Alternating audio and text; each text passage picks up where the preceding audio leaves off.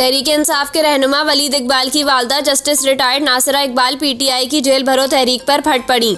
एक बयान में जस्टिस रिटायर्ड नासिरा इकबाल ने जेल भरो तहरीक पर खरी खरी सुनाई और कहा कि बेटे को जेल भरो तहरीक में शरीक होने से मना किया था। जस्टिस रिटायर्ड नासिरा इकबाल ने इमरान खान का नाम लिए बगैर कहा कि जो लीडर बना बैठा है वो तो जमानत कबल आज गिरफ्तारी लेकर बैठा हुआ है और बाकियों को कहता है जेल जाओ। उन्होंने कहा कि पीटीआई को इस वक्त इलेक्शन मुहिम चलानी चाहिए। अवाम के खर्चे पर जेल में बैठने की हिकमत समझ से बालातर है।